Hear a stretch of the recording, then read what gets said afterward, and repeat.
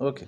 Voilà. Ce qu'on a vu, nous dit le Rabbi Rachab, c'est que, en fait, le tsiour de la Elokut, puisqu'il y a un tsiour, c'est pas une représentation de Dieu lui-même, mais comment on perçoit le dévoilement de ses actions. C'est comme ça qu'il a agencé la chose. Qu'est-ce que les actions de Dieu? Les actions, évidemment, sont dévoilements dans les mondes divins. Nous, quand on parle des mondes divins, compte tenu qu'on est enfermé dans un espace-temps matériel, organique, etc., physiologique, alors forcément, tout se traduit par rapport à notre éducation, notre perception, etc. Ok. Et plus la personne est raffinée, et plus sa perception est forcément de la Eloko, du divin, est aussi raffinée. D'accord? Excusez-moi, quand vous dites raffiné, par rapport à quoi exactement? Raffiné, c'est-à-dire, comme tout à l'heure on a essayé de le dire, c'est-à-dire plus c'est immatériel, abstrait, Ok. alors, et plus ça, entre guillemets, ça éloigne des gens. Raffiné comme la farine tamisée. C'est-à-dire que dans la vie de tous les jours, forcément, les gens se retrouvent par rapport à ce qu'ils voient, ce qu'ils touchent, ce qu'ils ont, les choses à quoi ils ont l'habitude de se confronter. Quand tout à coup on rapporte un enseignement qui sort des normes habituelles de perception et de rencontre au quotidien, alors beaucoup de gens fuient. Ils fuient cette étude parce que c'est une étude qui confronte en fait à quelque chose qui est le raffinement de l'âme divine et de la sortie de la corporisation et de la matérialisation d'une réalité qui nous paraît tellement vraie. Donc en fait, plus on étudie des choses qui nous sortent de cette réalité, et plus on annule les taux de la réalité dans laquelle on vit. Vous comprenez? C'est-à-dire la réalité nous enferme, elle nous tient, elle nous... C'est ça ou c'est l'inverse? En fait, oui, quand on étudie, on raffine le lien que l'on a avec la réalité. Pourquoi je vous parle de réalité? Parce qu'on est obligé d'en parler, puisque c'est l'idée. La réalité, qu'est-ce que c'est? C'est l'espace-temps. C'est ça la réalité. Mais l'espace-temps perçu dans le monde de Asiya est différent de l'espace-temps perçu dans le monde de Yetzira ou de Bria ou de Hatzilut. Vous voyez, chaque monde a sa notion d'espace-temps. Dans Hatzilut également? Alors, dans Hatzilut et même au-delà de Hatzilut, qu'est-ce que l'espace-temps à des niveaux différents? C'est ça ce que l'on voit. Donc, on voit déjà que quand un intellect est extrêmement élevé, on peut ne pas comprendre. Ne serait-ce qu'un langage mathématique, on ne comprend plus rien. Ok. Alors on va dire c'est vrai parce que le langage mathématique est codifié de manière à ce que justement celui seulement qui a appris ces choses-là comprend la formule en question. Ok, on va dire d'accord, mais ça c'est spécial pour aller dans un monde pratiquement immatériel par le biais des chiffres. Mais est-ce qu'il y a des notions d'explication qui nous entraînent à comprendre des choses qui sont totalement immatérielles? On dit oui. C'est quoi? Quelles sont ces notions-là? C'est justement ce que l'on voit dans la Elokut, dans les notions du divin. Donc celui qui vient à un cours comme celui que l'on fait, c'est quelqu'un qui a envie de se raffiner, justement. Celui qui dit « moi je comprends rien et je m'en vais », c'est qu'il a peur de s'affronter à la perte de sa réalité. Vous voyez? La peur, la crainte que l'on a, qui s'apparente à la crainte de mourir, c'est la peur de délaisser la réalité illusoire en réalité. Il a surtout peur d'atteindre ses propres limites et c'est effrayant de toucher du doigt ses propres limites. Quand, voilà. Moi, je verrais ça d'une autre manière. Moi, je dirais que ça donne le vertige de toucher du doigt l'éternité et l'infini. Voilà. Alors, on va voir ici. Regardez ce qu'il nous dit. Exactement. Ça revient au même. Tout ce que vous dites, c'est très bien. Aval, est-ce que j'en suis là? Debe inyan ale ve'elokut o bebal sechel gadol en העניין נתפס כל כך, באיזה ציור הוא מאיר יותר העניין עצמו שהוא בחינת האור. Alors, si on perçoit moins dans la réalité le sujet qui nous est expliqué dans la Elokut, dans le divin, c'est parce que l'état de lumière qui est exprimé, donc l'état immatériel, a pris le dessus sur l'état organique, corporel, matériel. Vous voyez? il y a deux notions. Il y a la notion de ce qui est exprimé, mais dans une racine et une expression matérielle organique, et il y a la notion de ce qui est exprimé dans une situation spirituelle. Dans la situation spirituelle, la lumière elle-même, alors, la lumière, elle est forcément le contraire de sa représentation physique. Ouais. Est-ce que l'espace-temps va être exprimé dès le moment que Dieu lui-même va exprimer son essence en passant par toutes les sphirotes et les stades de la création? Oui. L'espace-temps existe dans l'expression. C'est là qu'il est créé.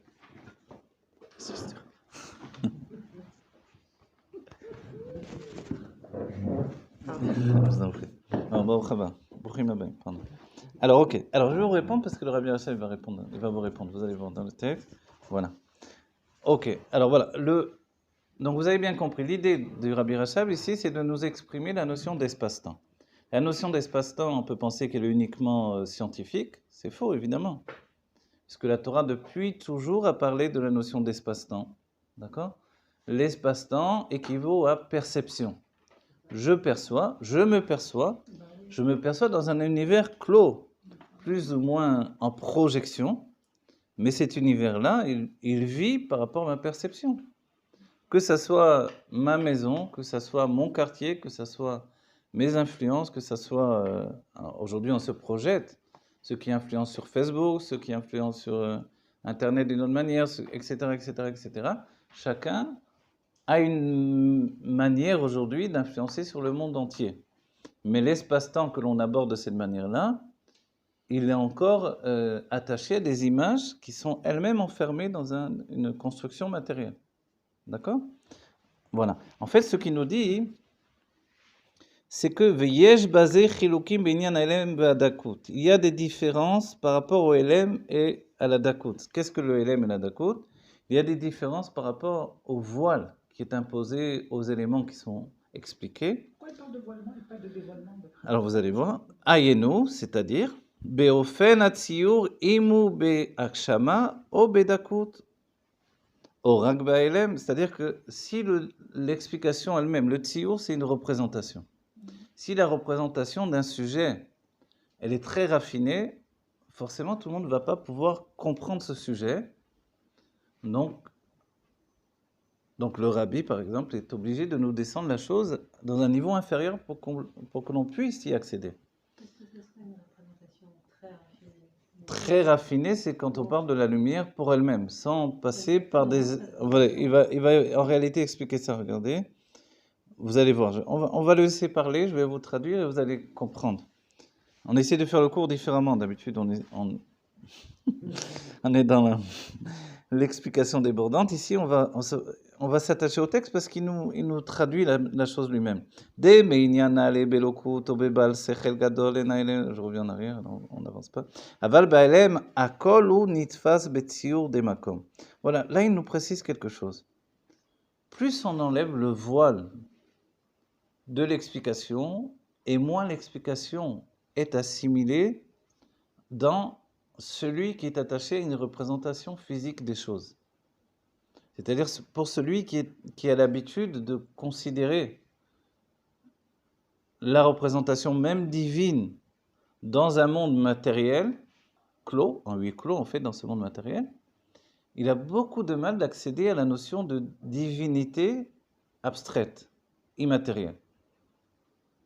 Vous comprenez ce que je vous dis? Comment essayer... Si je vous le dis en explication simple, il y a des gens très, très, très intelligents. Ok?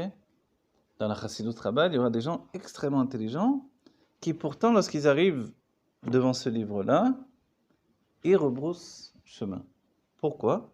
Parce que justement, ils ne sont pas habitués à utiliser leur intelligence en dehors des normes de la réalité, c'est-à-dire d'un espace-temps reconnaissable immédiatement par le monde entier. Et c'est ce que fait la Gemara.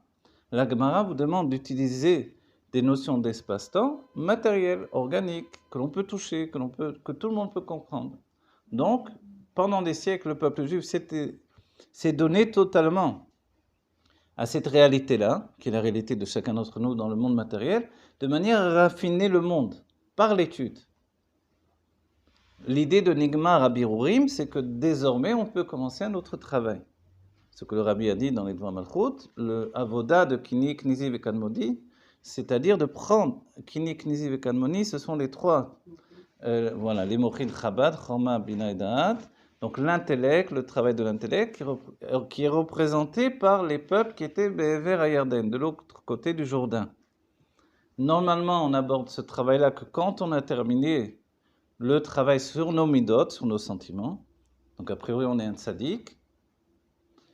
Ok, c'est pour ça que Vamer Kulam Tzadikim, aujourd'hui, on peut très bien travailler sur la notion de l'intellect et ne plus se soucier directement des sentiments. Donc on fait une sorte de... On gagne un raccourci exceptionnel. Parce que les birourim sont faits. Voilà, parce que les birourim sont faits et grâce au travail du Tanya.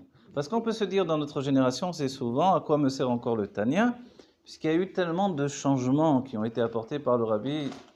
Aujourd'hui, le Rabbi Menar Mashiach a apporté tellement de changements que finalement, on n'aurait plus besoin d'étudier le Tanya. Puisqu'on ne fait plus le travail d'Itkafia, on ne se soumet plus à se priver, voilà, on mange de tout sur la table. Et si j'ai envie d'un bout de chocolat, je prends un bout de chocolat, donc je fasse du régime, etc. Oui. Donc, il n'y a plus ces privations qui étaient le quotidien des chassidim pendant 2-3 siècles. Ok. Il n'y a plus la lutte également avec le mal qui est en moi, parce que grâce à la lumière des Rebbeim, qui vient du Tanya, on a considéré justement que tout est au service de la Elokut, tout est au service du divin, y compris l'âme animale. Et en finalité, le Rabbi nous amène à comprendre que tous on doit faire le travail des tzadikim, Parashat Shlar, où le Rabbi explique tout ça, et finalement la notion elle est Ve'amer kulam tzadikim. Vous voyez? Et il y a un mamar même de la paracha précédente où le Rabbi nous dit qu'il y a même une notion qui n'est pas celle du Tanya, mais des tzadikim qui ont du Yetzirah. Oui, c'est la première fois que je vois ça chez le Rabbi écrit Mefourash, vous voyez? Parce que le Rabbi nous le dit à l'inverse. Il y a des tzadikim qui n'ont pas de Yetzirah. Je dis, tiens, il y a des tzadikim qui ont du Yetzirah, alors que le tzadik n'a pas de Yetzirah, il n'a pas de penchant pour le mal. Mais c'est pas le tzaddik Vera. Le tzaddik Veralo, dans le Tanya, il n'a pas de penchant pour le mal non plus. Il a juste, ça s'appelle Shemetz Mineu, un peu de poussière d'attrait de la réalité. Il ne peut pas effacer totalement quelque chose dans l'inconscient. Il n'est même pas conscient. Consciemment, il n'a pas envie du monde du tout. Donc alors, c'est sûr qu'il n'a pas de Yetzirah. Et le Benoni, il a un Yetzirah, mais tout à coup, le Rabbi parle de tzaddik qui aurait du Yetzirah. Et on va dire, lequel c'est ce tzaddik? C'est nous. Il ne rentre pas, ceci dit, dans les normes du Tanya, parce que le Tanya, il est très exigeant. Mais du coup, Ve'amer kulam tzadikim, on est ces tzadikim-là. C'est l'imparfait, Voilà. c'est parfait. Voilà. Et c'est la notion où on donne notre imperfection à Dieu comme un plus. Voilà. On va dire, mais maintenant, qu'est-ce qui différencie nos âmes les unes des autres?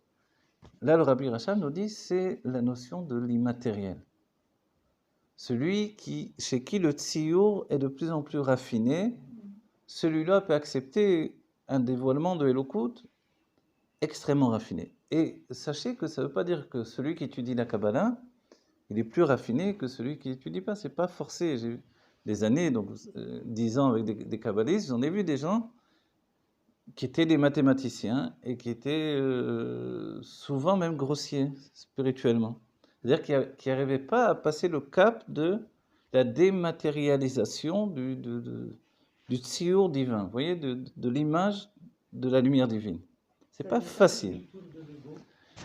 C'est pas le bitoul de l'ego, pas uniquement, ça fait pas. Ça en fait partie, mais voilà, ce n'est pas uniquement ça. C'est vraiment un état d'être qui n'est pas basé sur l'intelligence. Et là, je souligne à nouveau, c'est très important.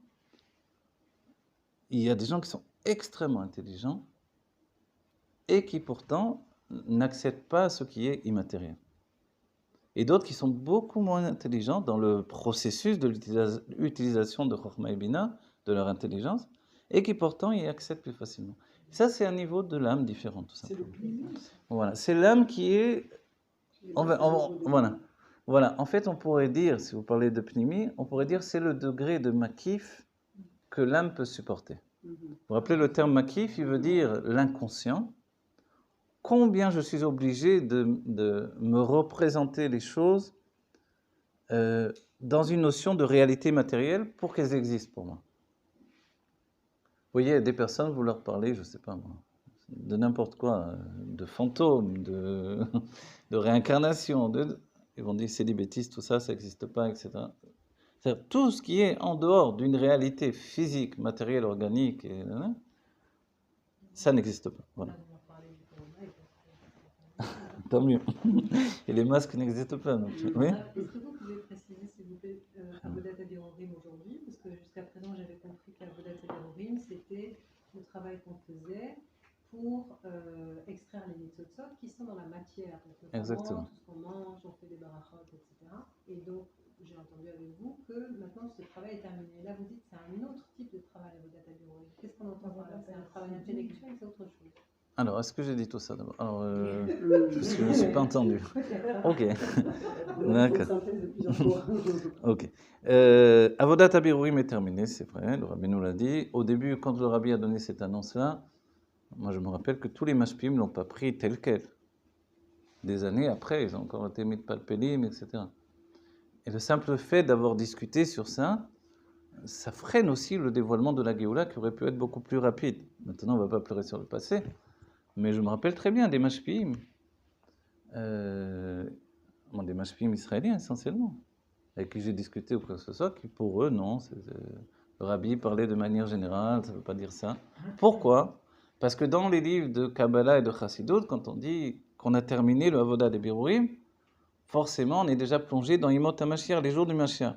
Or, comme tout le monde se fait une idée préconçue des jours du Mashiach, l'idée que le monde de la matière est terminé, que l'on a commencé un nouveau monde plus spirituel, etc., finalement, alors on ne s'est pas rendu compte qu'on était déjà de plein pied dans les Imot HaMashiach, les jours du Mashiach, de plein pied dans cette réalité différente qui est confondue et fondue dans notre réalité quotidienne. Comprenez? C'est bien que ceux qui l'ont pris Kepshuto, c'est-à-dire le rabbi a dit, c'est tout, il n'y a pas... Certains m'ont dit, mais non, tu ne comprends rien au rabbi.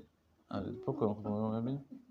Depuis quand la Chassidut Rabat, c'est une Chassidut où on ne comprend pas ce que disent les rabbis. Et beaucoup pensent comme ça. Je dis, non, c'est pas vrai. Les rabbis ont toujours parlé de manière à ce qu'on les comprenne. L'Avodat Habirorim est terminé, il n'y a plus d'Avodat Habirorim. Donc aujourd'hui, il y a une distinction personnelle que l'on prend dans le dévoilement de la Géoula qui est déjà présente. Vous voyez? C'est comme ça que j'essaie de vous l'exprimer simplement. C'est pas le travail sur les sentiments. Alors, voilà, le travail sur les sentiments, sur les étincelles, effectivement, qui étaient enfermées dans le monde, sur ce retour des étincelles dans le monde entier. Évidemment, ce n'est pas un hasard si le rabbi a envoyé des shluchim de partout, etc. Donc, ça s'est terminé. C'est-à-dire, tout est déjà en place pour que la Géoula se dévoile de manière absolue. Donc, on peut dire que tout est réparé. Tout est réparé, bien sûr. Que le rabbi, quand le rabbi annonce que nous sommes en Géoula, c'est que tout est réparé, c'est-à-dire la sphère des sentiments est réparée, et nous, ce qui nous enferme, c'est justement ce sentiment erroné de croire qu'on est toujours en exil alors qu'on est déjà libéré. Non, c'est qu'on s'identifie avec la vie. Alors voilà, c'est en fait que notre... Voilà, c'est ce qui dit... Voilà, on doit passer par le Sechel, et l'une des grandes difficultés au quotidien, c'est que de penser que non, moi je ne suis pas intellectuel. En vérité, moi aussi je peux dire que je ne suis pas intellectuel, mais je suis profondément intellectuel. Mais qu'est-ce que ça veut dire que je suis profondément intellectuel? Parce que d'abord on est tous intellectuels, on a tous un cerveau dans la tête. Et dans ce cerveau, il y a un fonctionnement intellectuel. Le rabbi a dit déjà dans une lettre qu'il avait adressée au rabbi Rayatz, à l'époque où le rabbi Rayatz était en Allemagne, ou le rabbi en Allemagne, je ne me rappelle plus. Dans la lettre, il lui dit, mais on a un problème aujourd'hui, les hommes utilisent leur intellect pour gagner leur vie, mais non pas pour comprendre Dieu. Et c'est là où le rabbi a extorqué la permission de raconter des histoires.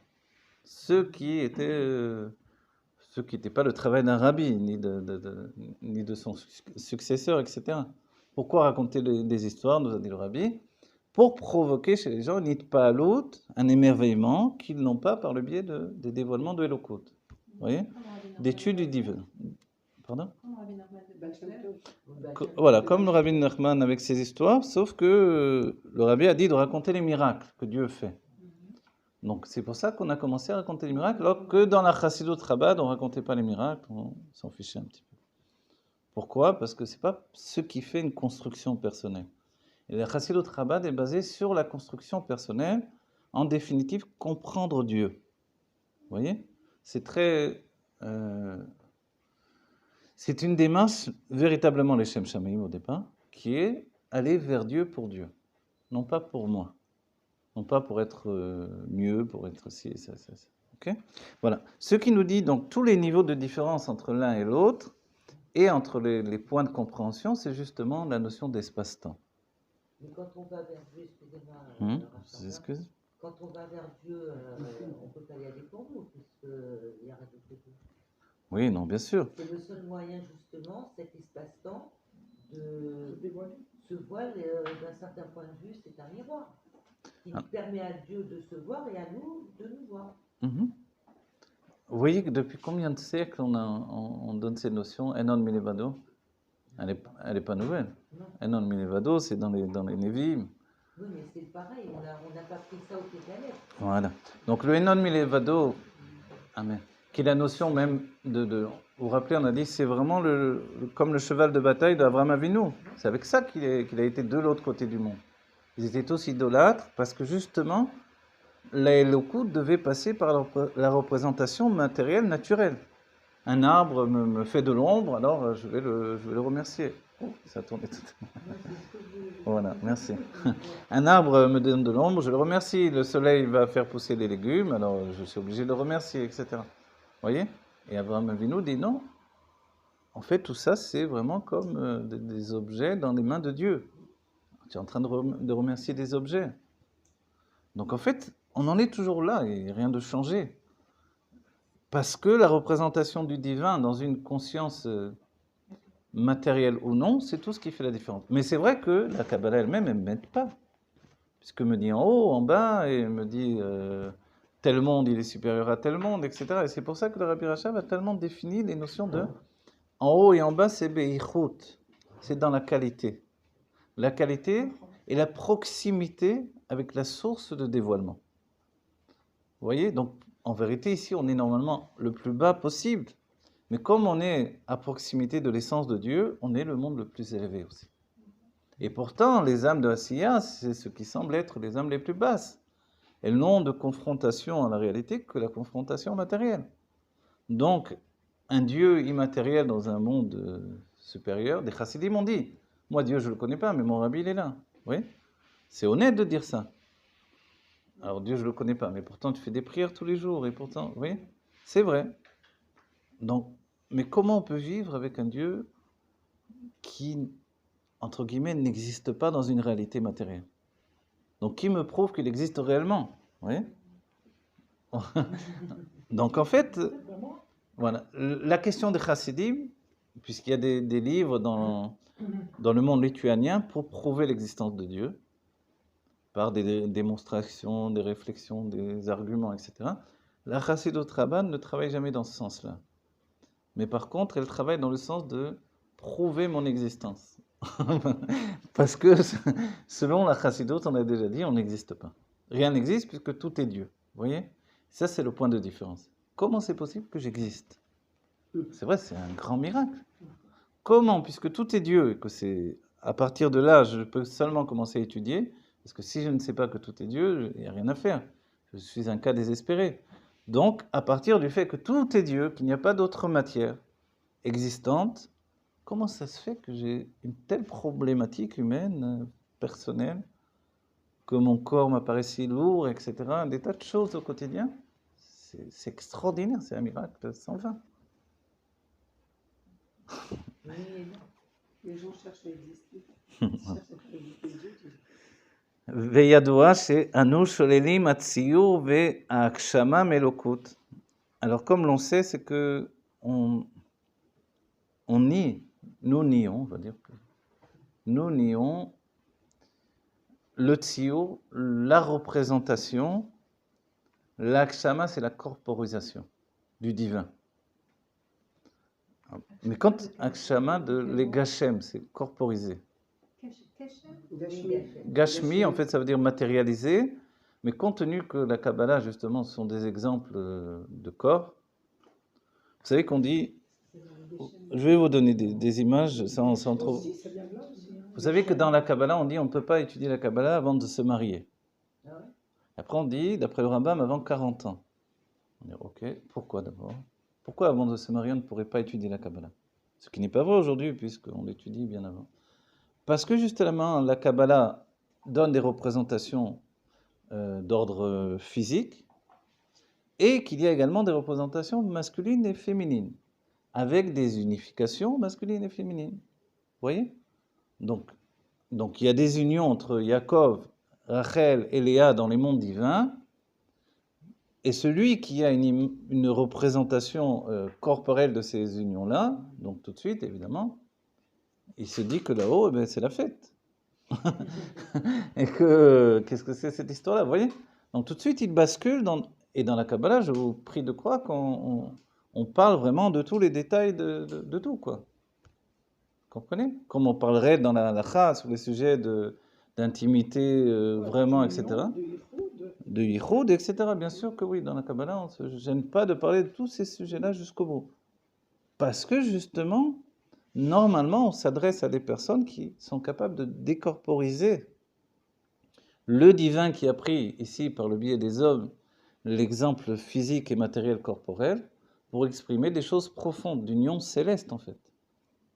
Si bien que même quand on parle de Yaakov et de ses femmes, évidemment, ça dépend de chacun d'entre nous. On peut imaginer Yaakov qui est quand même, il est pas mal d'avoir fait tous ses enfants, de passer d'une femme à l'autre, et Léa qui va le racheter avec des doudaïm, et Rachel. On va dire, évidemment, il faut qu'il ait la forme quand même d'aller sans arrêt d'une femme à l'autre, de faire tous ses enfants, etc. En travaillant toute la journée, il faut qu'il soit costaud quand même, oui, etc. Et tous les avots, on va dire. Mais pourquoi on parle de ça? Pourquoi on donne toutes ces représentations? On dit que les anges, dans les mondes divins, voyaient Yaakov, Léa, Rachel, ils descendaient dans ce monde et ils le voyaient à nouveau. Ils les voyaient à nouveau. Ils disaient, comment c'est possible? Yaakov, il est là-haut, il est en bas. Mais elle est chevaux Voilà. aussi, vous parlez de- Exactement, d'autant plus. C'est pour ça que je vous dis, j'ai seulement cité les servantes. Donc c'est pas un homme avec 2 femmes, c'est un homme avec 4 femmes, lesquelles se battent pour apporter la progéniture du peuple d'Israël. Donc c'est la guerre à celui qui fera le plus d'enfants. Donc ça veut dire qu'il provoquera le plus d'union avec son mari, etc., etc. On se dit, c'est spécial. Vous voyez? Donc plus on est raffiné, moins on imagine que Yaakov c'est un homme comme la plupart des hommes. Et plus on a l'habitude de ne considérer les choses que dans l'idée que tous les hommes ce sont des hommes normaux. Et alors là, on peut écrire des livres comme certains écrivains qui écrivent des livres sur Sarah et Abraham, etc., qui racontent leurs sentiments comme des gens normaux, etc. Mais ce sont des tzadikim, c'est-à-dire des gens qui vivent dans ce monde matériel avec une conscience divine, donc qui n'ont rien à voir avec la réalité que nous percevons nous-mêmes. Vous voyez? Et c'est pour ça qu'il y a des tas de choses qui pourraient être interdites pour nous, qui chez eux ne sont pas interdites. Malgré que l'on sait que les tzadikim, comme Avraham, Yitzhak et Yaakov, faisaient toute la Torah avant Matan Torah. Mais dans le Matan Torah, depuis Matan Torah, il est interdit de se marier avec 2 sœurs. Donc comment ça se fait que Yaakov a pu se marier avec 2 sœurs? Vous voyez? 2 sœurs jumelles, il fallait le faire quand même. On va dire, oui, mais c'est pas lui qui a provoqué ça. Alors il aurait dû divorcer dans ce cas-là, s'il voulait s'en tenir à la Torah. Alors l'explication, c'est que dans sa conscience à lui, qui vivait dans les mondes divins plus que dans la réalité matérielle, alors il n'y avait pas de conscience d'interdit. Vous voyez? Et ce sont ce genre d'explications qui ne peuvent pas nous suffire quand on s'imagine un homme, c'est un homme, et c'est tout. Oui. En fait, non. Ce que nous disent les Rebbeim, c'est que ces hommes-là ne sont pas des hommes normaux. Ce sont des hommes divins. Et dans la notion d'homme divin, les choses sont tout à fait différentes. Et voilà, Isha Elohim. Et ça continue pour nous. C'est-à-dire que quand on dit on lit le Rashi, on étudie le Rashi, et que le Rashi nous dit quelque chose, si on pense que ce Rashi, là, c'est un homme normal, alors forcément, on a des contradictions. Et le Rambam, Aussi, j'ai des contradictions sur le Rambam, etc., etc. Mais quand je me dis, cet homme-là, c'est un être divin, qui a une conscience divine, épurée, raffinée, et qui voit le monde matériel que par un moyen d'expliquer les choses à d'autres qui ont une vision plus inférieure, alors finalement, cet homme-là, il n'en a rien à faire de nous dire quoi que ce soit, il le fait pour nous. Et bien sûr, je ne suis pas en contradiction avec lui. Ma seule contradiction, c'est est-ce que j'ai réussi à le comprendre ou non? Vous voyez? Etc., etc., tous les sages.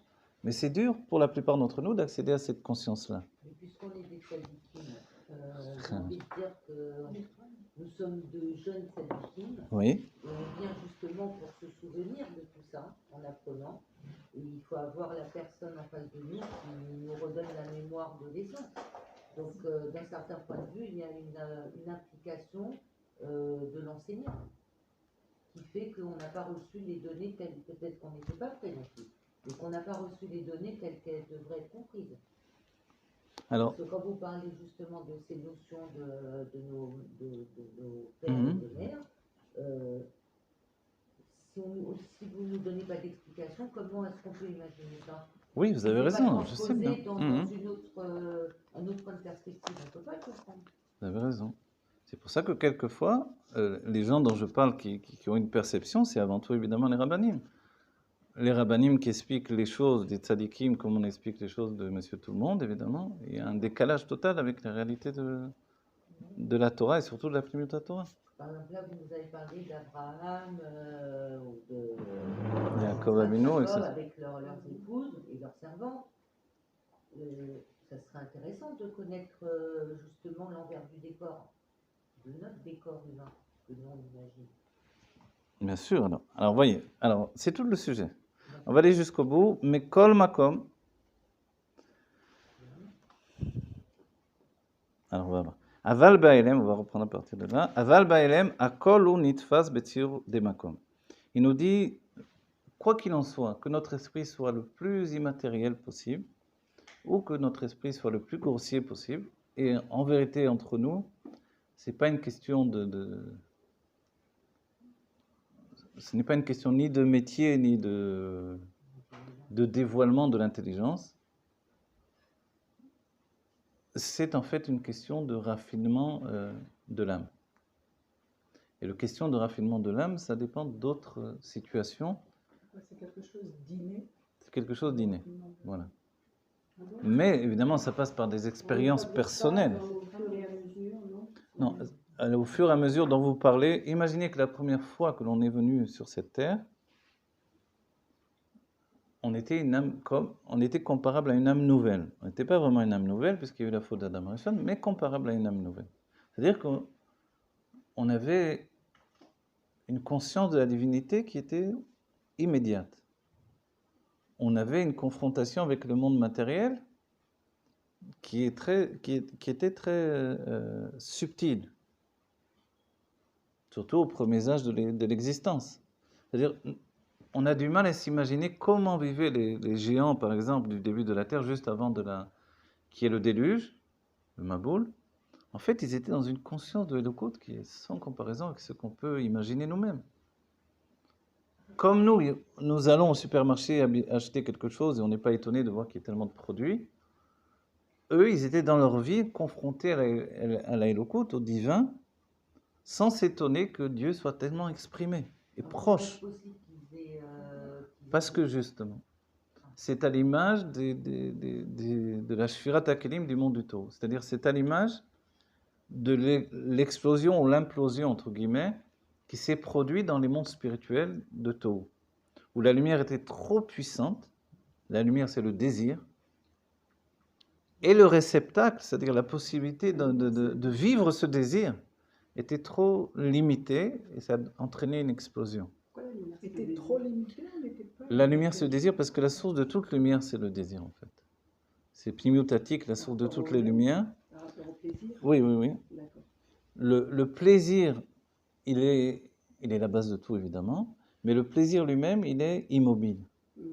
Comme le monde, voilà, le monde nous donne le monde a été construit pour qu'on ait une projection de nous-mêmes. Donc on désire Voilà. avoir du plaisir. Alors le désir, c'est dans le domaine du honneur ou du ratson? peu les deux mélangés, là. Alors, le désir, c'est ça, en fait. Voilà, c'est quand on dit Ta'ava lo Hakadosh Baruch Hu, Dieu a eu un désir. Voilà. Le désir, c'est intermédiaire entre la volonté et le plaisir. Vous voyez? En français, on voit qu'il y a 3 mots. Ouais, ouais. Plaisir, désir, volonté. Donc, le désir est intermédiaire entre les deux. Ouais. Mais oui, non, Non, il a Non.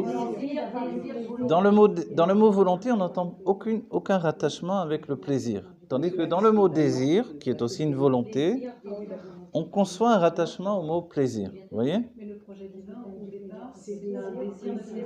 Voilà. non, une envie de désir. Voilà. Le désir d'avoir une maison ici-bas, c'est-à-dire un désir d'une représentation espace-temps, physique, organique, matériel. Ça commence par le plaisir.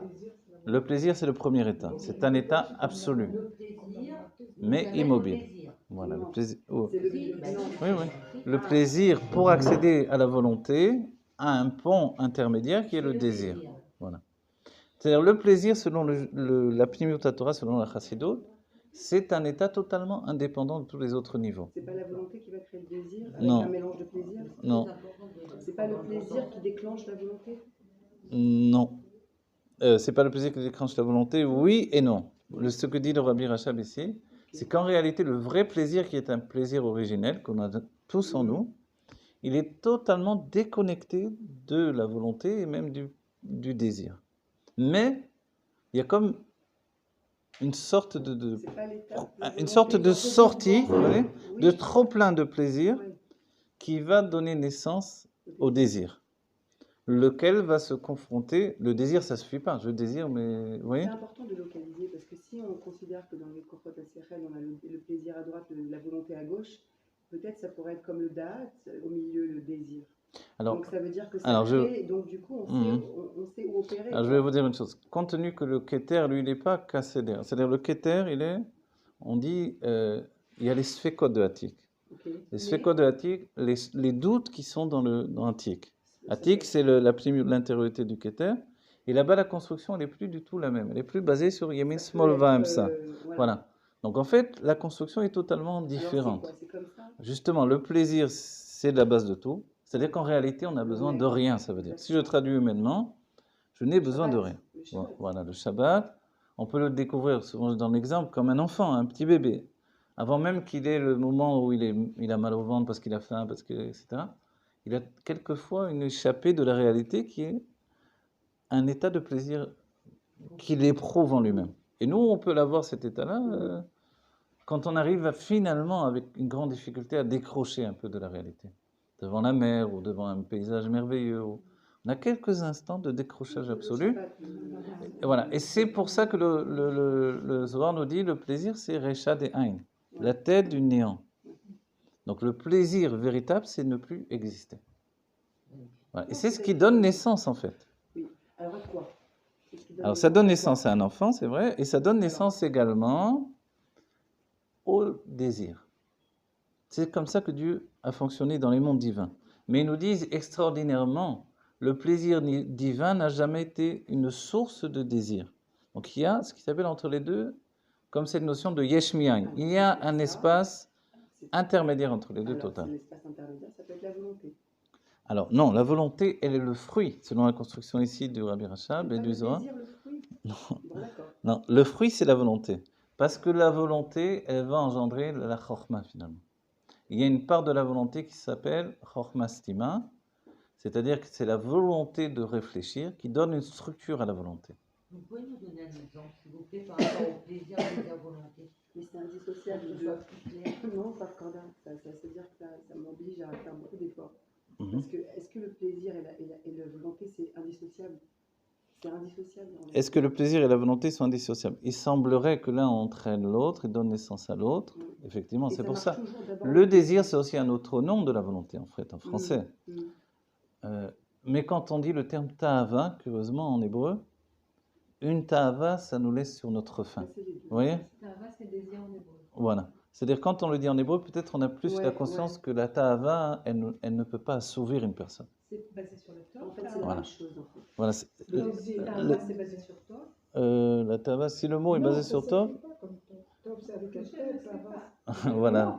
Non, alors la ta'ava, vous comprenez ce que c'est? C'est le désir. Quand on dit Mais là, on que tu as comprend une mieux. cave, voilà, Dieu a eu une ta'ava qui lui soit fait une maison ici-bas. Voilà. Dieu a eu un désir qu'il lui soit fait une maison ici-bas.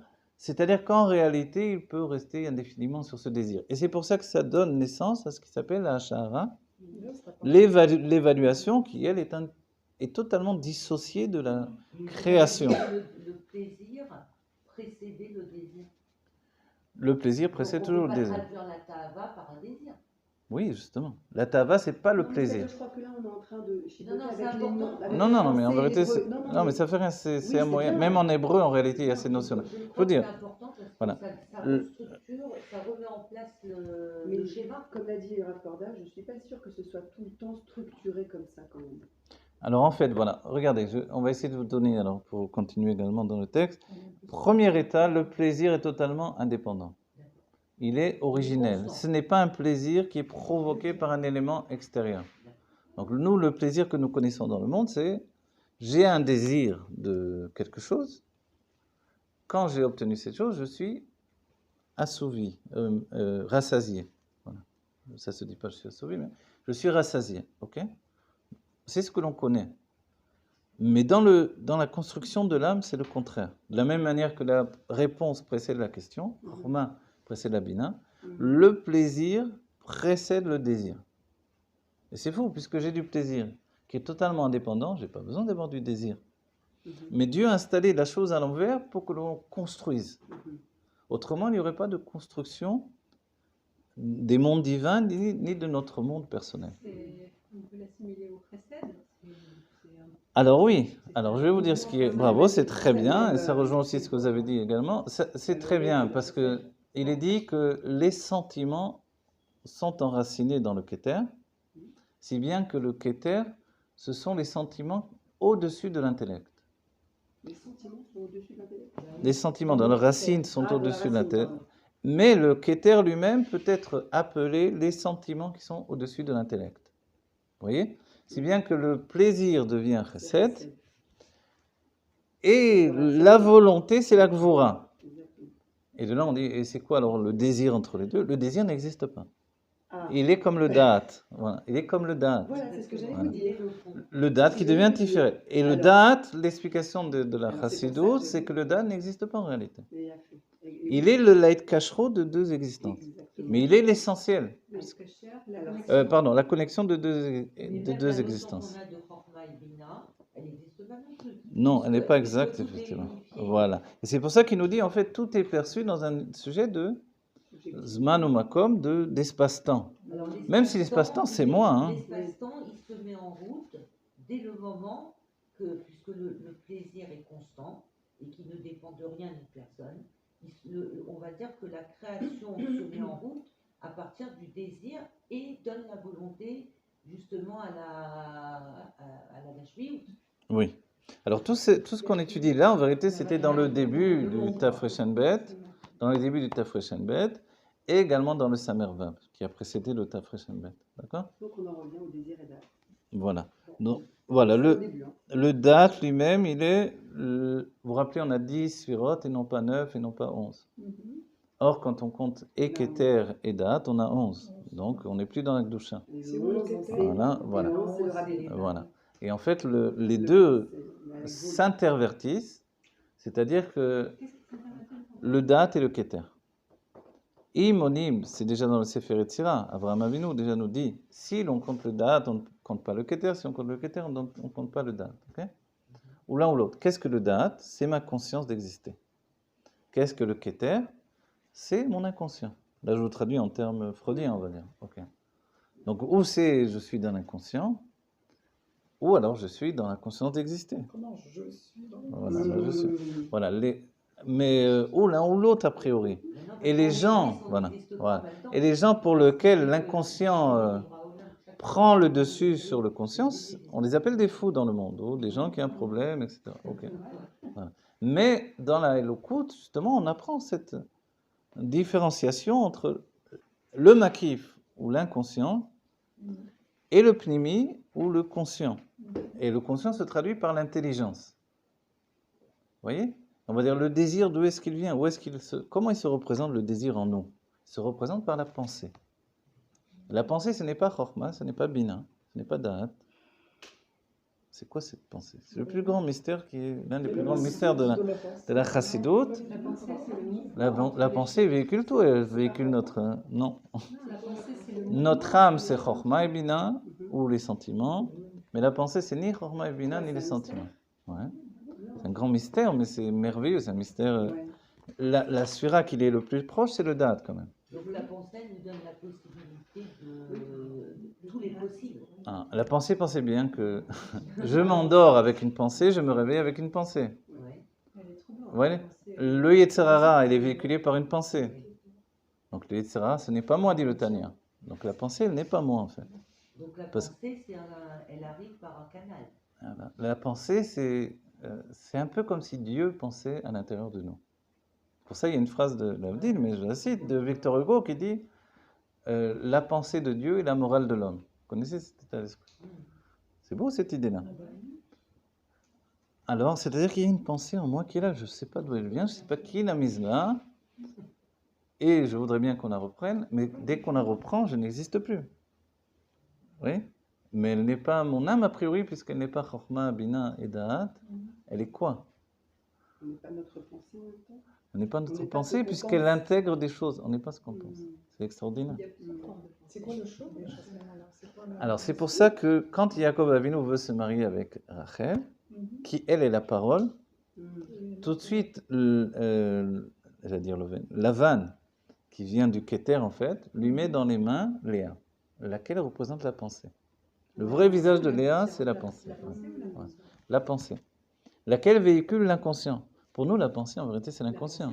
Ça voudrait dire que Léa est la source de la pensée de... Léa, Elle est voilà, représentée. soit elle est représentée comme la Bina, quand on ne s'approfondit pas, parce qu'on dit que la Torah a une explication pauvre et riche. Quand on va dans l'explication riche, on donne des détails, et on se rend compte qu'elle n'est pas vraiment la Bina.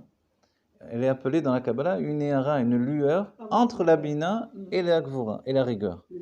Léa. C'est ça. C'est-à-dire qu'elle n'existe pas. Est-ce qu'il y a plusieurs termes pour définir les différents types de pensées qui vous traversent? Parce qu'il y a une pensée construite, réflexive, analytique, synthétique, qui peut s'exprimer par la parole, par l'écrit. Et puis il y a toutes les pensées non contrôlées qui nous traversent, celles-là même. Non, alors voilà, ce que dit la Chassidut, c'est que la pensée, on peut l'habiller. Notre travail, c'est d'habiller une pensée. Justement, tous les types de pensées, ou de les repousser. Soit on repousse une pensée, soit on l'habille. Voilà. Voilà. On l'habille, C'est justement d'annihiler. voilà, on la repousse. Il faut la remplacer.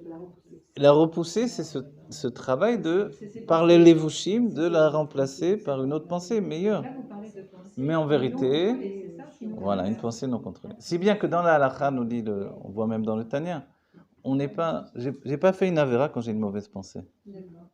J'ai fait une avéra quand je me suis installé dans une mauvaise Parce pensée. qu'elle m'appartient au départ, c'est ça? Je sais pas quoi vous dire.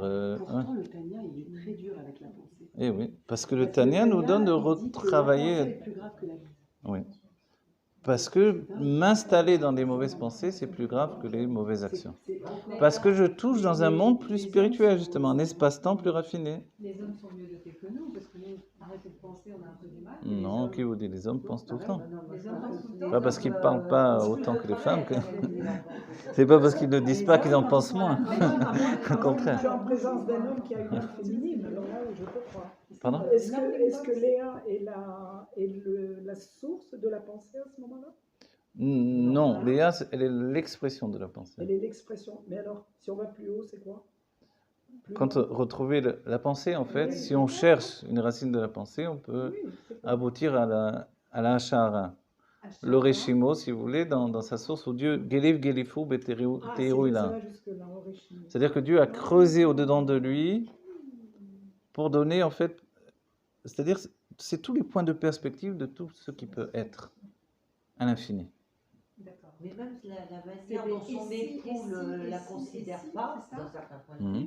vue, c'est une grande souffrance. Parce qu'il Ouais. l'a compris. Alors, je vous rapporte un autre élément qui est simple pour comprendre, puisqu'au début du cours, vous avez parlé des Gilgulim. Vous vous rappelez, Yaakov Avinu est la réincarnation de Adam Arishon. Ok. Rachel est la réincarnation de Chava, la femme d'Adam Arishon. Et Léa est la réincarnation de la première Chava. Chaya. Non. La première Chava qui était la Médiou de la Médiou Tav, c'est-à-dire Plonite, si vous voulez. La femme du Nachash, en fait. Et elle est connue même par les Goïms, en fait. C'est- Mais j'arrive pas d'en parler. ouais, Ben oui, c'est son Léa, sœur. c'est la- Léa, c'est de la réincarnation. c'est celle, pour vous donner une image, c'est... Il avait une femme aussi. Voilà, le serpent avait une femme, mais en fait, c'était la première femme d'Adam Arishon. Et cette première femme, c'est celle qui a extorqué de la semence à Adam Arishon.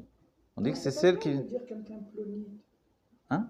Non, parce qu'on ne dit pas son nom quand même. Quelqu'un plonite, alors. Ploni, non, Ploni, ça veut dire un tel ou un tel en hébreu, voilà. Non, Ploni, ça veut rien dire, justement. Parce que son nom, la Médioud Taf, c'est un nom qu'on n'utilise pas. Parce qu'il n'est pas positif. Vous voyez? C'est un taf ou c'est un tête? Ah oui, ça veut dire quoi? Hein? Un Tav, non? Ah bon? Oui, c'est Tav, non? La Médioud Tav? Oui, c'est ça, non? Pourquoi on avait dit Chaya, moi? Ah oui, Chaya, c'est le premier nom de Chava, en fait. De De Chava Shnia, si vous de voulez. la Ravachni. Oui, voilà. Ouais, voilà. Bon, mais Kitsour, il y a deux. Comme Yaakov, il a deux femmes, et on verra donc, Caïn et Evel, il y a une histoire de deux femmes. Adam Arishon avait deux femmes. Une femme qui est liée à la pensée, laquelle est cette pensée donc qui a toujours été, et qui fait, elle nous rend fou la pensée. C'est elle qui nous donne les impressions les plus bizarres, et les sensations, et les trucs, et lui, qu'est-ce qu'il pense de moi, et qu'est-ce qui se passe, comment je me sens aujourd'hui. Tout, la pensée, c'est ça ce qui nous... Non, la pensée, elle est là, nous travaille de l'intérieur. Maintenant, la pensée chez Adam Arishon, Vous confirmez, c'est pas le Yetzirah qui s'exprime en permanence dans la pensée. Non.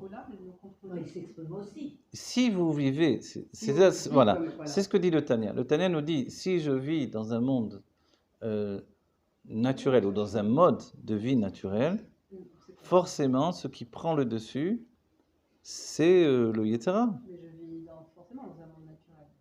Non, je veux dire par là que si vous n'avez pas remplacé la pensée naturelle par l'intellect divin, d'accord, qui est habillé dans votre âme intellectuelle, Soit je suis en train de penser à ma Torah, à mes trucs, à mes cours, machin, soit je suis en train de dire il faut que je fasse ça, ou j'ai envie de. oui, mais il Ou faut... alors il m'a dit ça, Oh. et je vais lui dire. Ah, voilà. Alors, il faut que je fasse ça, j'ai envie d'eux, ça entraîne aussi des sensations, ça entraîne des craintes, ça entraîne des choses qu'on n'arrive pas à cerner, qui nous donnent des sentiments négatifs quelquefois. Ou des, voilà. C'est plus que le Yetzirah. En fait, là, on désamorce un peu l'idée de Yetzirah, on va plus loin, pas uniquement le Yetzirah. Le Yetzirah, c'est un moyen d'arriver à une fin. Vous voyez? Il y a un mamar du Rabbi, Parashat Pinchas, où le Rabbi nous dit que si on n'a pas besoin, Dieu ne va pas nous mettre à l'épreuve par le Yetzirah. C'est quand je suis endormi que Dieu utilise le Yetzirah. Je suis endormi dans mon service de Dieu, dans ma réalité divine. Je suis... Pourquoi mettre Dieu à l'extérieur de nous? C'est nous-mêmes. Voilà. Donc en fait, Dieu utilise à ce moment-là le Yetzirah pour m'éveiller. Vous voyez, quelqu'un qui s'endort, vous le pincez, hey, réveille-toi. Dieu fait ça. C'est ce qu'on fait sur nous. Et confronté à mon Yetzirah, alors il se peut que, c'est vrai, je tombe dans la faute, mais au moins je suis vivant. Dans la faute, tu es vivant, mais par contre, quand tu pries, là, tu es totalement endormi. Alors qu'est-ce qui se passe? Alors Dieu me dit, préfère me donner un Yetzirah qui va me rendre vivant, quitte à me provoquer chez moi une chute momentanée pour que je m'éveille ensuite. C'est ce que dit le Rabbi. Vous voyez? Mais si j'en ai pas besoin, je suis en éveil par le biais grâce à l'étude, pas besoin de Yetzirah, pourquoi faire? Oui, le Yetzirah, finalement, il a une utilité. On éveille dans l'étude, on n'a pas le mouvement de Ratso et Chauve, on est tout le temps les mettre en éveil. Voilà. Mais le Ratso et Chauve, il est un mouvement de vitalité. Ah oui, d'accord. Voilà. Donc c'est pas un sujet de chute et d'élévation, Mais en tout cas, quoi qu'il en soit, puisqu'on aborde les semaines où on s'avance vers Tisha B'Av, etc., le Rabbi nous dit que plus la chute est profonde et plus l'élévation est sans comparaison, en fait. Donc le Yetzirah fait un travail de nous faire chuter pour que l'on s'élève ensuite à des niveaux qu'on n'aurait pas pu atteindre sans la chute. J'ai une question qui remonte à ce que vous disiez avant cette discussion. Comment se fait-il, avec tous les Gilgulim qu'on a tous vécu à cette époque-là du monde, comment se fait-il qu'on soit encore si loin de maîtriser notre Yetzirah, si loin d'une émona complète, si loin d'une connaissance et d'un contrôle sur les choses. Comment ça se fait que quand les gens autour de nous, il y en a, on dirait, ils sont nés la semaine dernière et ils ont tout appris là. Et d'autres, Ok. ils sont très loin de moi. Alors, Alors, comment ça se fait non, l'explication. D'abord, ce qui paraît, c'est pas toujours ce qui est réellement. Ok. Non, je veux dire, Non, mais je veux dire, quand les c'est gens important ont déjà de le des définir. L'expression, c'est pas toujours ce qui est réellement profondément. Ensuite, il y a la notion que le Baal Shem Tov a dit, un juif vient dans le monde pour faire une seule mitzvah. Oui. Voilà. Et on ne sait pas quelle mitzvah en réalité. C'est essentiellement la mitzvah de Havat Israël qui est la plus importante. Ensuite, un autre élément, c'est que le Tanya nous dit, on n'est pas tous construits pareil. Et on le voit dans Yov. Yov nous dit, Barata tzadikim, barata reshaim. Tu as créé des tzadikim, tu as créé des reshaim. Et d'après Yov, il n'y a pas de ce qui s'appelle la valeur du travail. Si j'ai une âme élevée, je suis élevé. Si j'ai une âme basse, je suis bas. Si j'ai une âme basse, forcément, j'ai une mauvaise pensée, je chute. Et c'est avec cette âme basse que je dois faire le travail. Et c'est avec voilà, les cartes qu'on m'a données que je travaille. Je ne peux pas travailler les cartes d'un Et autre. j'ai pu avoir une âme beaucoup plus élevée. Bien auparavant, entendu, c'est ça l'idée. faire certaines C'est choses que nous qui- venons. Peut-être que vous êtes la réincarnation de Sarah Imanou ou de Esther Amalka, mais vous l'êtes aujourd'hui dans une notion infime. Vous venez réparer des petits détails de rien, vous voyez? Et qui sont quand même importants. C'est pour ce petit détail que l'on vient aujourd'hui dans cette réalité. Le shoresh n'est pas identique de virgule en virgule. Mon shoresh va être différent. Oui, le en fait, shoresh c'est le... Non, le shoresh c'est le même, mais le point de perspective est tout à fait différent. N'oubliez pas, d'une seule étincelle, le shoresh, d'une seule étincelle peut sortir 600 000 âmes. Mais on n'est pas tous Mais des tout âmes est, d'Atsilut. tout est contenu dans tout. Tout est Non, contenu mais dans il y a- tout. Dans Mais, l'expression, oui. ça peut être différent. Mais vous avez la manière. Vous avez, on dit l'art et la manière, c'est important. Surtout dans le judaïsme. Le judaïsme, c'est que je ne peux pas arriver à mes fins de toutes les manières. Non, je dois trouver la manière qui correspond à mon âme. 600 000 âmes dans le pshat, 600 000 Voilà, âmes exactement. dans Et c'est pour ça que dans la notion de perception d'espace-temps, on est tous différents. C'est ce qu'il nous dit finalement. Voilà, oui. On est tous différents parce que ma réalité n'est pas votre réalité, etc. Vous voyez? Tous les écrivains n'écrivent pas de la science-fiction. Donc il n'y a pas Ouais. de progression au fil de l'histoire de l'humanité en fait. Oui, bien sûr qu'il y a une... Non, il y a une régression. Il y a eu D'après les sages dans l'Agmara, il y a une régression. C'est le contraire avec Darwin qui parle de... Il y a une régression. On en sait beaucoup moins. mais on est- Voilà, dans l'Agmara, c'est très simple. Si nos pères ils étaient comme Oui. comme des ânes, nous on est comme des... Oui. Donc en fait, les Donc on manières de descend, on voir descend, qu'on a descend, à descend. faire devraient être les d'être plus heureux, faciles à riche et faire. intelligent. Voilà, c'est pour ça qu'aujourd'hui, Bien marié. vous savez c'est quoi on a dit tout à l'heure qu'aujourd'hui on doit essentiellement les kabel pnei Mashiach tzidkenu. Et en même recevoir la face du Mashiach, c'est la mitzvah qui regroupe toutes nos mitzvot aujourd'hui. C'est une mitzvah pas écrite dans la Torah telle qu'elle, mais c'est la mitzvah qui configure en fait un ikar, une généralité qui configure toute notre perception des mitzvot. C'est-à-dire que évidemment je continue à tout faire, mais je ne sais pas ce qui est pour moi le plus important, donc je fais tout au même niveau. Voilà. Et le pnei, oui, la panim, il faut être à la panim pour recevoir la panim. Donc il faut être... Voilà. Dans la face du Mashiach, c'est cette notion face à face. Cette notion face à face, c'est justement également, grâce à des livres comme celui-là, se décorporiser, se dématérialiser. Vous voyez? Sortir des quatre coudées de ma réalité. C'est ça l'idée. À des femmes. Vous dites ça aussi à des hommes? Bien sûr, je dis à des hommes. Mais les hommes, il faudra leur dire en tête à tête. Et puis, voilà, on envoie des flèches. C'est Ouais. le contraire. Hein? Normalement, les hommes, ils auraient plus tendance à être dans les horotes et les femmes plus dans les... Alors l'homme, il est tout ou rien. Compte tenu que les hommes, on leur a demandé de fournir dans le monde matériel, du coup, ils n'arrivent pas à faire les deux à la fois. Vous voyez, les femmes aujourd'hui, elles veulent que l'homme il travaille, mais qu'il reste à la maison. Elles veulent qu'il rapporte de l'argent, mais qu'il soit un talmid racham. Elles veulent tout, quoi. Donc c'est mini-mir, mini-prix, mais fait le maximum. Minimum. Donc voilà, il doit s'occuper des enfants, faire à manger, tenir la maison, et ramener de l'argent, et être un talmid racham. Ok, donc je sais pas, il faut faire une nouvelle... Voilà. En fait, donc, cette notion-là C'est impossible en vérité. Non. Mais la femme demande l'impossible à son mari. Non, mais Non, normalement, impossible, c'est pas- impossible. C'est pas incompatible. C'est une question d'organisation. Ah oui, voilà. Et l'homme n'a pas du tout le. Voilà, on n'est pas dans l'espace-temps. Ok. Surtout ces lieux-là. Donc il est plutôt genre tout ou rien en Qu'est-ce qu'elle fait. est devenue, Clonite?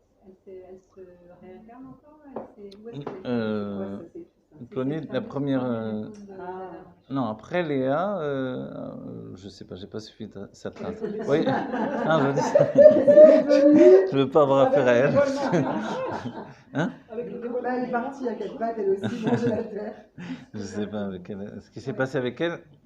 Elle est spirituelle de toute façon, elle n'est pas matérielle. C'est ça l'idée de Léa. Léa donc dérangeait Jacob parce que Jacob voulait concrétiser la Elokut, préparer le monde au don de la Torah, Matan Torah. Donc il fallait des kelim. Et elle, tout à coup, c'était. Ah, bah, ma gauche, il y a une excellente question. Votre gauche. Comment elle est arrivée à Rava alors Après, détrôner la... Hein, il pardon? y a eu une guerre entre femmes.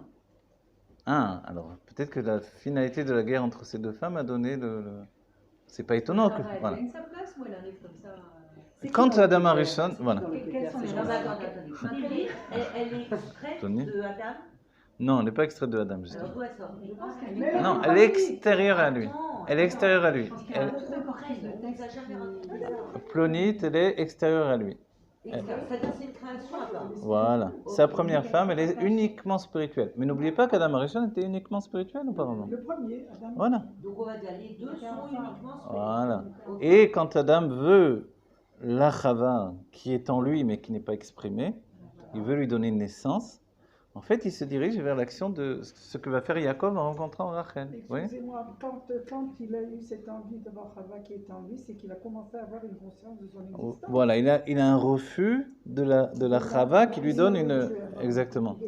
Mais parce que la première Chava, elle était spirituelle, mais elle était néfaste quand même pour Adam Arishon. Parce qu'elle lui a extorqué des âmes. Elle a occasionné chez lui qu'il y ait une perte de semences, qui a fait que il a donné des âmes sont sorties, ne se sont pas habillées dans le corps. C'était les âmes de Yecheskel Hanavi et Yecheskiyahu Amelech. C'est pour ça que Yecheskel Hanavi, Dieu l'appelle Ben Adam. Pourquoi il dit Ben Adam? On est tous Ben Adam. En plus, dans le judaïsme, on ne dit pas trop Ben Adam, Ben Avraham. ou- ouais. Par hasard ici, c'est quand même la volonté de Dieu. Non, bien entendu, je ne vous parle pas de. Non, C'est une volonté. Voilà. Est-ce qu'on a affaire à un corpus de textes très particulier qui est particulièrement caché sur cette Lilith, sur cette Clonite qui nous elle nous intrigue. Oui, oui. Elle nous intrigue, ça fait. Oui, je sais, elle intrigue même les non-juifs, etc., forcément.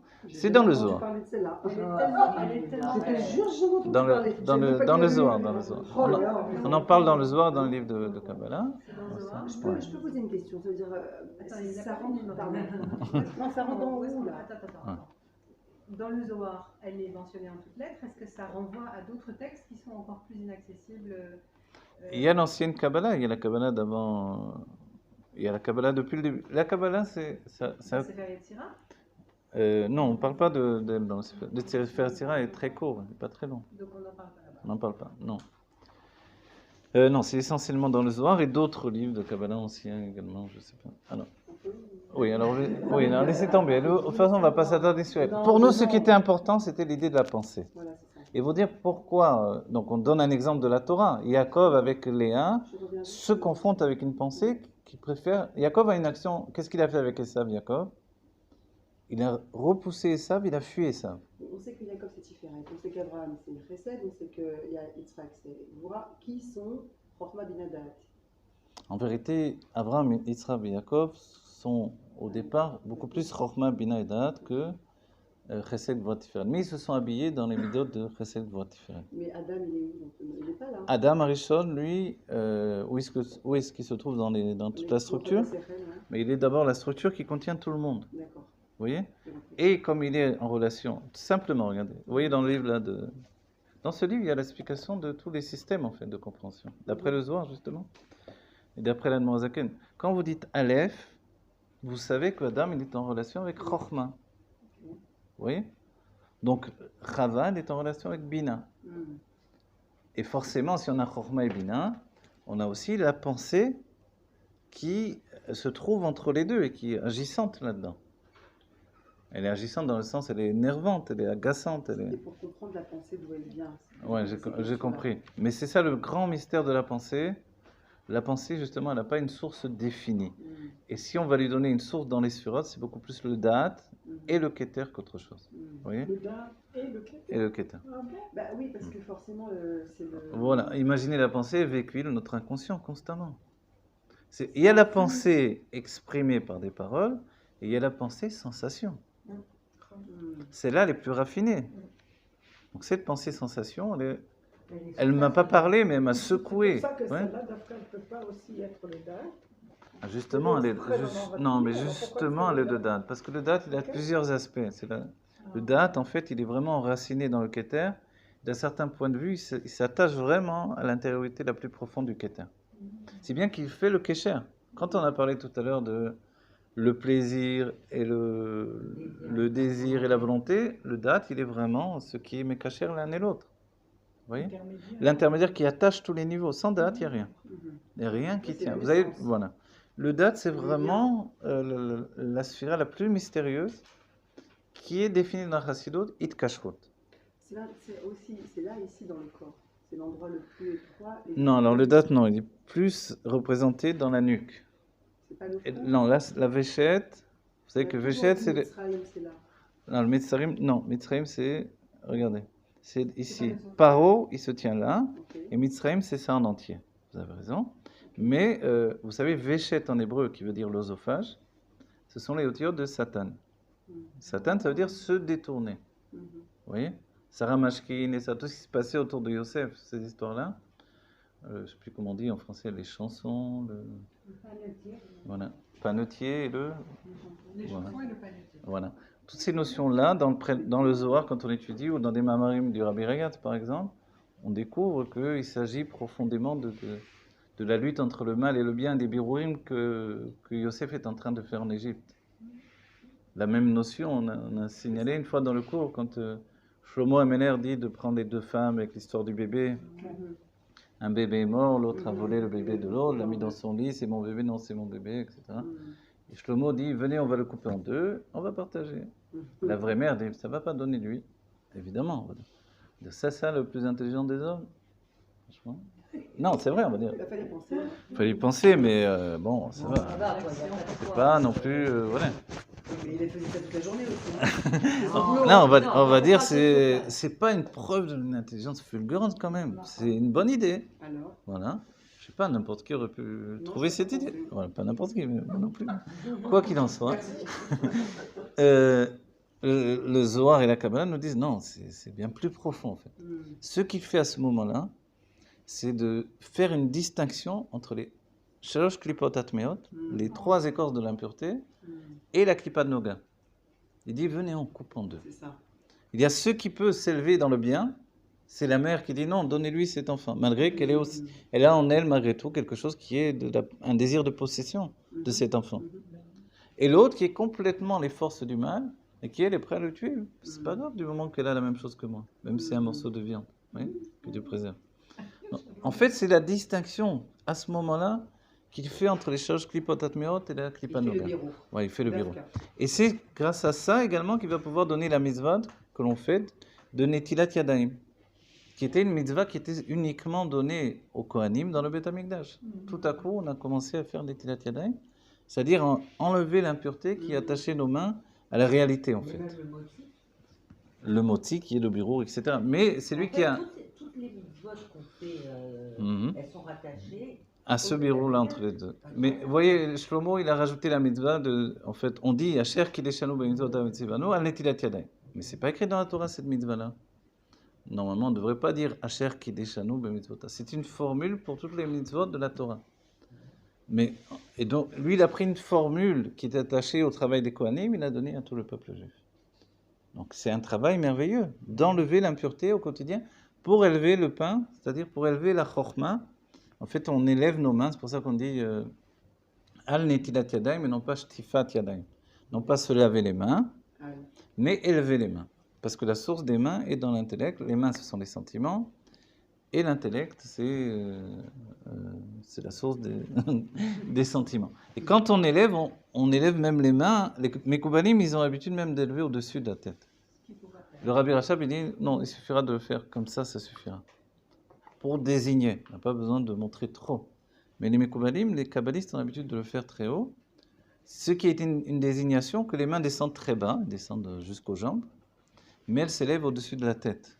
Sous-entendu que la racine, la source des mains, c'est le Keter. Et c'est là où on en revient tout à l'heure quand on a dit, le plaisir devient le chesed qui est au-dessus de l'intellect, la générosité au-dessus de l'intellect, la volonté devient la gvura, la rigueur qui est au-dessus de l'intellect. C'est pour ça que quand quelqu'un a une grande volonté, on a l'impression qu'il est énervé. Hein, c'est vrai, il y a une notion de gvura comme ça. Et rien ne résiste à la volonté. Mais il n'est pas forcément énervé, c'est qu'il est maintenant concentré pour une chose. Voilà. Bon, voilà. Donc tout ça, à partir de l'espace-temps, je crois qu'il faut terminer notre cours, peut-être. Il est tard, je ne sais pas. Il est quelle heure? Vous pouvez me dire? 1h15. Voilà, il faut que je termine parce que je dois m'en aller.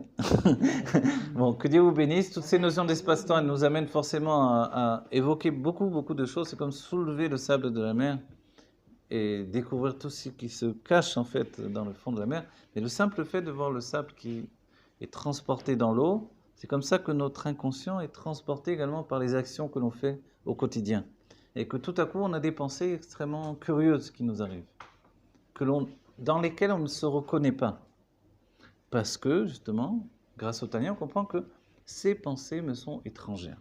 C'est très important de le dire. Vous savez pourquoi? Parce que dans les livres du monde lituanien, on attache la qualité d'une personne à la qualité de ses pensées. C'est là où l'Admorazaken nous a sauvés. Il nous dit non, les pensées ne sont pas nous.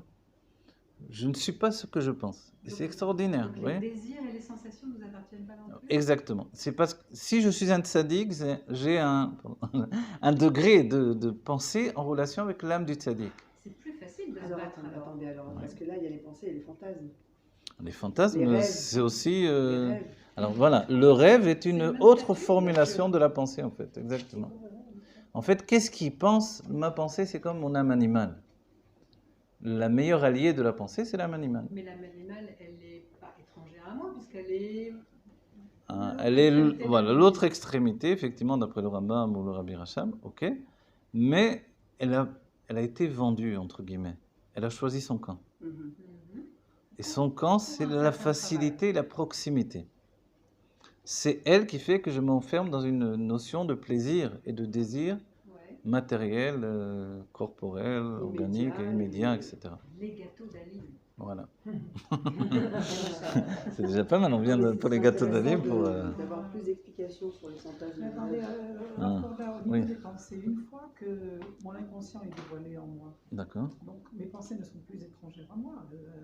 Alors voilà, c'est pour ça que l'Admorazaken nous dit, à ce moment-là, je suis quelqu'un qui faute ou qui ne faute pas. Évidemment, si vous vous rappelez ce que nous dit l'Admorazaken dans le Tanya ou les commentaires du Tanya, que le Benoni sort de la prière et pense à des femmes, c'est pas normal. On a parlé du Benoni, il est dans un état de fusion avec Dieu, au moins dans le moment de Kriyat Shema. D'où sortent ces femmes-là? Qu'est-ce qui lui arrive? Oui. Bon, bien sûr, s'il marche dans la rue, peut-être il voit des femmes, mais on n'a même pas dit ça, on dit que c'est en lui. Donc c'est que tout de suite, il est attaqué. Moi, j'ai entendu dire comme ça de la Mashpia qui me disait que quand on prie et qu'on a des mauvaises pensées, ou qu'on a des pensées, normalement, on n'a pas besoin d'avoir des pensées, tu es en train de prier. Mais c'est la preuve que tes prières sont... Oui, voilà, c'est dans le Tanya Mefouraj, effectivement. Elles ont été reçues. Voilà. Alors, c'est la preuve que tes prières ont été reçues. Le Tanya nous dit que si l'autre côté n'avait pas besoin de m'envoyer ses pensées, c'est que ma prière était un peu quelconque, en fait. Exactement. Donc c'est quand... vous comprenez? Il n'y a pas besoin de m'embêter. Le problème, c'est qu'on est tout le temps embêté. Mais bon. Si j'ai une tefila qui vaut rien du tout, il n'y a pas besoin de venir la déranger. On vient déranger quelque chose, quelqu'un qui fait quelque chose, qui construit quelque chose. Exprimer ses pensées, donc extérioriser ses pensées parasites de tous ordres, est-ce que ça aide à les objectiver et donc à mieux les cerner et donc voilà, on base dans la... Écrire dans son journal, aller voir un psy, écrire des chansons, faire sortir tout ça. Est-ce que est-ce que ça apaise? Est-ce que ça Alors oui, il y a canalise? ce qui s'appelle Daga Balev Yassichena. Quand on a un souci dans le cœur, il faut l'exprimer. Oui. D'accord? Et ça a deux sens en hébreu. C'est-à-dire l'extérioriser. Yassichena, c'est le s'en débarrasser. Ouais. Donc on est censé s'en débarrasser dans l'expression. Maintenant, allez voir un psychanalyste qui va vous traîner des années à vous répéter sans arrêt vos trucs. Forcément, vous allez baigner dans le... Dans ces mauvaises Voilà, pensées. dans les mauvaises pensées, avec des projections Ok, on s'en Donc, sort au lieu de plus. faire une création, Voilà, d'accord. l'idée de base, elle est, la Torah ne dément pas l'idée qu'au contraire, je dois m'en débarrasser, Ouais. mais ça ne doit pas devenir ma raison de vie. Je m'en débarrasse pour m'en débarrasser. Je l'exprime pour m'en débarrasser. Exactement. Pas pour rester dedans et fouiller sans arrêt, sans arrêt. Voilà, C'est la démarche. voilà, c'est la démarche. Donc cette démarche, elle ne peut pas être répétée constamment. Oui, mais non c'est pas plus. acquis, parce que tu t'es bien débarrassé sûr, d'un truc, bah. il y a un autre truc. Voilà, la personne, compte tenu qu'elle s'est habituée à vivre avec ses pensées, qui ressasse son passé avec tous les... Dans quelques cours, j'ai donné une explication, enfin une analyse que moi j'ai pensée d'après l'étude de Chassidut, c'est qu'il y a une intensité dans l'âme animale. Une intensité dans l'âme animale, qui est l'intensité de ressentir les choses avec cette puissance de la passion, que l'on ne met pas dans le service de Dieu, forcément. Et on gagne quoi Voilà. de ça? Alors, Ben, on fait donc pas- l'âme Et animale le préfère ne En ressasser, intensité, voilà, des histoires du passé qui sont déjà mortes et enterrées, pour nous donner de vivre intensément de nouveau, avec tout à coup nos sentiments qui exhalent des tas de choses très profondes et qui expriment l'inconscient, plutôt que de nous laisser endormis, éteints totalement. Vous voyez? Alors j'ai une Mais autre c'est théorie intense. qui s'attache à ça, juste une petite question. C'est-à-dire que cette espèce de grossièreté qu'on retrouve dans l'âme animale, qui s'attache à cette habitude de penser Mhm. exagérée Mhm. et d'entretenir, etc., ça s'apparente facilement à l'orientalisme, d'où on vient, parce qu'on retrouvera un peu moins ça dans le monde ashkénaze, il Non. me semble. Il me semble que le fait que ce soit un petit peu oriental entretient avec un peu plus d'exagération. Ah, vous croyez? Non, n'oubliez pas, je ne crois pas. Vous savez pourquoi? Justement, c'est pas un hasard que la psychanalyse de Freud, elle est née à Vienne. Exactement. Parce que, justement, le monde ashkénaze... Ne croyez pas comprendre en 2 secondes ce que j'ai essayé de dire. Ah, d'accord, ok. D'accord. Non, ça veut dire vous pouvez avoir des choses à dire, mais vous pouvez pas me dire non. Non, Non, vas-y, mais alors, c'est pas grave. Non, non, moi je vous dis pas non, je vous dis, il me semble, mais maintenant, c'est bien de- ouais, il de faut mettre vous autre l'expliquer plus, Ouais. mais il me semble, d'après le fait que, tout simplement que la psychanalyse est née à Vienne, dans le monde ashkénaze, que ce traumatisme de la répétition du malheur, etc., Oui. il est vécu dans le monde ashkénaze de manière intensive également, vous voyez? En fait, ce que vous parlez là, dans Chassidut, on l'exprimera dans 2 notions, Chesed et Gvura. Ça existe partout, dans les 2 mondes. Voilà. Si on doit Chesed et Gvura. Chesed, c'est le monde Sfarad, la générosité, donc l'expression. Donc forcément, l'expression exprime. Et Gvura, la rigueur. C'est là où, dans la rigueur, on se rend compte qu'il y a moins l'expression de ce malheur, peut-être, mais il est vécu de manière plus douloureuse. en Oui. fait. Voilà. Vous comprenez les Plus 2 points? introverti Voilà, aussi. exactement. Alors que dans le monde oriental, il y aura beaucoup plus d'extravertis, beaucoup plus Exactement. d'exagération et d'expression Voilà. grossière par rapport à ça. Maintenant, Exactement. ça ne veut pas dire que les deux sont Non, non, pas du tout. exemptés, plus que Exactement, l'un, voilà. plus que l'autre. En fait, dans les racines du peuple juif, n'oubliez pas, c'est pas aussi simple, de toute façon, que Oui, ces oui, deux oui, notions-là. oui, c'était grosso Parce modo. que depuis Nebuchadnezzar, qui a mélangé en fait tous les peuples, a mélangé également le peuple juif, il a disséminé dans le monde Mais il y a entier. des influences. Voilà, bien sûr. Et On parlait des habitudes. bien sûr. C'était par rapport au fait qu'on a des habitudes qui Bon, se c'est transmettent. voilà, c'est très intéressant, vraiment, que Dieu vous bénisse. Ce sont des sujets. D'après ce que vous avez dit. Oui, dites, dernier truc, et il faut que j'aille vraiment, parce que. Non, parce que. Voilà. Qu'est-ce que je suis la dernière à m'exprimer. Pardon, excusez-moi d'avoir interrompu tout à l'heure. Excusez-moi, Beglitz. Je voulais dire le fait que l'essence est dévoilée. Oui. On ne la voit pas, mais elle est dévoilée. Mhm. Est-ce que ça n'expliquerait pas le fait que quand on est dans cet état de choses par rapport à notre passé, que cette identification qu'on a avec l'animal, quoi, qui représente le Yetzer, le passé, tout ça, qu'on lui donne une telle intensité aujourd'hui, c'est parce que justement l'essence est dévoilée, chose qu'on ne vivait pas précédemment. D'abord, je vais vous poser une question. Est-ce que vous croyez que précédemment, on ne le vivait pas? Oui, j'ai compris, je pense avoir compris ce que vous avez dit. Mais est-ce que vous pensez on l'exprimait pas avant ou on le... Moi, Il y a- c'était il y avait- moins intense, il me semble. Oui, mais vous savez pourquoi aussi? Il y avait une notion que 50 ans en arrière, ou même 25 ans presque, on va dire, entre 25 et 50 ans en arrière, les gens, on va dire les couples, les familles, avaient l'habitude de vivre malheureux. Malheureusement, c'est ça. Je veux dire, franchement, malheureusement, moi, je l'ai vu dans les familles que j'ai. Avait l'habitude de vivre mal. Oui, c'est-à-dire l'acceptation d'une vie malheureuse. Vous le voyez dans des termes comme se sacrifier pour mes enfants, se tuer au travail. Or, on est une nouvelle génération. D'accord? Ça vient aussi beaucoup du côté des saves, justement, occidental, avec un désir de bonheur. Le rabbi a rajouté à ça le désir du bonheur de la Géoula. Je veux ma chère maintenant, ça veut dire je veux être heureux maintenant. Donc forcément, aujourd'hui, pour être heureux, il y a un désir de se débarrasser de ceux qui me rendent malheureux. Donc il y a beaucoup d'éléments qui sont ressortis à la surface, qui auparavant étaient colmatés, cachés, enfouis, etc., etc. Vous comprenez? C'est pour rien que la tête des sages est Est-ce dans que c'est Marat pas- à Marpella, peut-être. Non, bien sûr que c'est pas pour rien. Et c'est pas? Non, c'est pas parce que les birourim sont faits. Alors voilà, aujourd'hui, maintenant, ces aux choses-là- côtés Non, moi, ce que je veux dire par là, c'est que vous avez l'impression qu'aujourd'hui c'est plus exprimé, Mais je le vois, je le sens, je le vis. quoi. d'accord? Mais je crois qu'aujourd'hui on arrive enfin, grâce aux Birourim qui sont terminés, grâce au dévoilement de Hatzmout, en particulier en C'est Eretz pour ça que c'est Israël, plus puissant, c'est parce qu'on arrive à voilà, la fin. on en arrive au stade où l'exprimer pour s'en débarrasser. Voilà.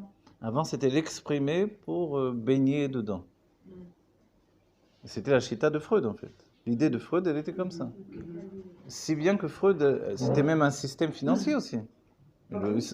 Pour Freud, c'était aussi un moyen financier de gagner sa vie. Ah bah, Que la personne, des années, continue avec vous. bah oui, Vous avez une parnassa, bah oui. pas toujours déclarée, etc. Et comme ça, voilà, il y a un attachement. Oui. Donc un empêchement de s'en sortir, de se libérer. Donc, mais aujourd'hui, on arrive certainement, en tout cas. Mais tout le monde ne veut pas forcément. Se libérer. Oui, se libérer. C'est-à-dire que si vous dites à quelqu'un, on peut appeler ces 4 vérités, on lui explique son cas, on essaie de lui expliquer intellectuellement le problème dans lequel il se confronte, ou la personne, elle accepte de se libérer, ou elle refuse. Celle qui refuse, c'est qu'elle a un plaisir, une jouissance de rester dans... J'ai une réponse. Une petite parabole vite fait. J'ai une personne qui m'a téléphoné pour venir consulter et elle avait l'air pas bien du tout, etc. Alors au téléphone, je lui demande si elle prend un traitement, c'est la maladie, tout ça. Et elle me dit qu'elle prend un traitement antidépresseur depuis des années. Alors devant ça, moi je suis obligée de lui dire, je ne peux rien faire pour vous. Alors elle me dit comment ça se fait. Je lui dis parce que les antidépresseurs seront là pour déstabiliser tout le travail qu'on pourra mettre en place. L'humeur, elle est trop changeante. Et j'ai dit la seule chose que vous pouvez venir chercher chez moi, c'est essayer de doucement réduire avec l'accompagnement d'un médecin, etc. Moi, je ne suis pas habilitée, mais le seul but, c'est pas ni pour aller mieux, ni pour voir son fils, ni pour je ne sais pas quoi, c'est surtout pour essayer de diminuer jusqu'à se débarrasser. Si ça, c'est son objectif, alors ok. Elle m'a laissé un message ce matin, à 1h30 du matin, pour me dire qu'elle ne viendrait pas ce matin. Donc ça répond exactement au fait qu'il y a des personnes qui ne veulent pas se sortir de là. Pas que ça peut l'aider. Non, mais dans cet état-là, c'est très compliqué. Même de parler. Non, elle veut pas.